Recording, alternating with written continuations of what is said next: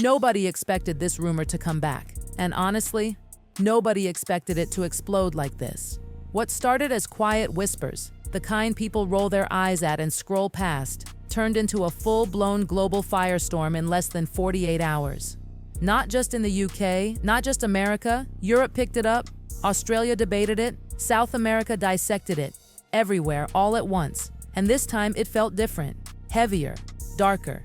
Because this wasn't about fashion, interviews, or royal snubs. This rumor went straight for the one thing Meghan Markle has fought tooth and nail to protect since day one, the legitimacy of her children. Archie Lilibet. This didn't start with a viral tweet. It didn't come from a trashy tabloid screaming for attention. And it didn't come from some random blogger desperate for clicks. It started quietly, almost surgically, with a blurry screenshot. Unverified? Yes, but carefully written, allegedly circulating inside a private group focused on royal analysis. The kind of place where palace-related material has a habit of surfacing long before the mainstream press ever touches it. One line in that document changed everything. Prepare for increased inquiry regarding lineage integrity narratives. That wasn't gossip language. That wasn't social media slang. That was institutional wording. Cold, precise. The kind of phrasing that makes people stop laughing and start rereading. While Montecito was reportedly melting down, something very different was happening across the Atlantic. Inside palace circles, there was no panic. No emergency meetings. No frantic late-night statements. Just silence. Calm, calculated, chilling. One insider reportedly summed it up with a single sentence. Nobody here is shocked. These rumors always come back. And that sentence said more than any press release ever could. According to palace sources, DNA-related chatter about the Sussex children has quietly circulated for years. Not because the palace believes it, but because of how everything was handled. The confusion, the gaps, the silence. It created the perfect environment for doubt. And here's the brutal truth no one wants to say out loud. The palace does not see this as their problem. From their perspective, Harry and Meghan chose independence. They rejected royal protection. They demanded control of their own narrative. And with that choice came consequences. The palace will not intervene. Not now, not later, not ever. No statements, no clarifications, no quiet cleanups behind the scenes. And that silence isn't accidental, it's strategic. Because every single day the palace says nothing, the rumor grows louder, and the Sussexes are left fighting a fire alone, exactly the way the palace believes they wanted it. Here's the uncomfortable part. This rumor didn't appear out of thin air. It didn't magically manifest overnight. It was built slowly, brick by brick, over years. Let's rewind. When Archie was born, the palace announced Meghan was in labor, and then suddenly announced the baby had already been born hours earlier. Reporters were blindsided. Staff were confused. Even veteran royal correspondents called it a communication disaster. Then came the birth certificate, quietly altered. Meghan's name removed, replaced with her title. Blame bounced around. Explanations changed. Nothing ever fully stuck. Then the hospital photo tradition vanished. Meghan said it was intrusive, patriarchal, unnecessary. And fair enough, but that tradition exists for transparency. When it disappeared, certainty disappeared with it. Then came the christenings. No public church confirmation, no official photos, no clear details, just silence again. Add in conflicting pregnancy timelines told across interviews, documentaries, and podcasts. Stories that didn't quite line up, dates that felt fuzzy, details that shifted. On their own, each moment seemed small, harmless, easy to dismiss, but together they formed something dangerous, not proof, a pattern. And when patterns repeat long enough, people stop dismissing them. That's the real problem Meghan is facing now. Not the rumor itself, but the history beneath it. Because when a new spark appears, it doesn't land on clean ground. It lands on years of unanswered questions. That's why this fire keeps coming back. People love to dismiss DNA rumors as messy gossip, but when royalty is involved, it's different. These aren't jokes, they aren't petty drama, they carry legal weight. Meghan knows that. Royal titles aren't automatic forever, they're conditional. Archie and Lilibet only received their prince and princess titles after King Charles took the throne, and those titles rest on one thing: verified royal lineage. If that lineage is ever questioned by a serious authority, a court, a government body, or a formal investigation, those titles can be paused, reviewed, reconsidered. That's written into royal protocol. It's not personal, it's structural.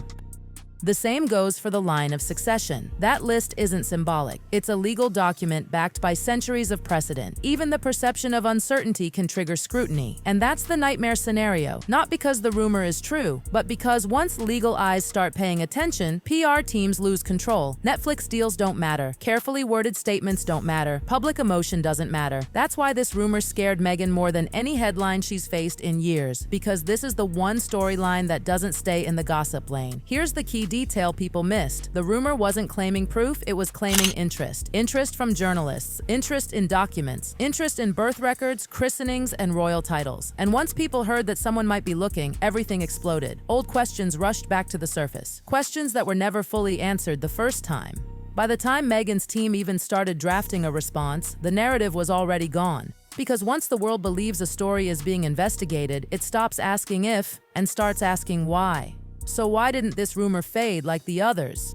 Because it landed on top of history. For years, people noticed things that didn't quite line up. Confusing announcements, changed documents, missing traditions, quiet corrections, unanswered questions. Alone, they looked minor. Together, they told a story. And when this rumor arrived, it didn't arrive alone. It dragged the past with it. Then there's control. American media is cautious, British media is legally careful. But foreign media doesn't play by Meghan's rules. Once this story crossed borders, there was no PR machine strong enough to contain it. Morning shows debated it. European outlets framed it as a legitimacy issue. Australian media openly questioned timelines. Suddenly, the conversation wasn't about rumors anymore. It was about structure, protocol, consequences, and then came the timing. While the internet was catching fire, chaos was reportedly erupting inside Montecito. Insiders claim the moment Meghan saw DNA investigation trending globally, she snapped. Not confusion, not disbelief, rage, shouting, accusations flying in every direction. Her first instinct wasn't to deny the rumor, it was to blame someone for letting it happen. Phones rang non-stop. PR teams were thrown into emergency mode. She wanted statements drafted immediately. She wanted names. She wanted control back, but control was already gone. Prince Harry's reaction couldn't have been more different. While Meghan spiraled, Harry reportedly shut down. No yelling, no theatrics, just exhaustion. Insiders say he looked drained. Like someone watching a train wreck, they knew they couldn't stop. He tried to calm her. He reportedly said, "It'll fade. It always fades." That didn't go over well. Meghan allegedly snapped back, accusing him of being passive, weak, of not defending hard enough, of letting this rumor grow for years. The argument escalated. Harry retreated. Meghan escalated further. And in that moment, the cracks showed. This wasn't just a media crisis. It was a marriage under pressure, reacting to the same fire in completely opposite ways. Here's the part no one likes to say out loud. This rumor may fade for now, but it's not going away. Because the real issue isn't DNA, it's trust. For years, Meghan tried to control every detail of her story. Interviews, documentaries, statements, always polished, always selective. And that strategy worked until it didn't. Because when people feel managed instead of informed, they start wondering what they're not being told. The palace has made its position clear: silence. They won't rescue the Sussexes. They won't intervene. They see this as a consequence of independence. And the children, that's the saddest part. Archie and Lilibet should have been symbols of a fresh start. Instead, they've become tied to a controversy that may follow them into adulthood. Not because of who they are, but because of how their story was handled. Three paths exist now. The story fades, then returns stronger later. A foreign journalist digs deeper, or Meghan is forced to address it directly, something she's avoided at all costs. No matter what happens next, this rumor is now part of her legacy. Not because it's proven, but because the past made it believable. And that's why this story isn't going anywhere.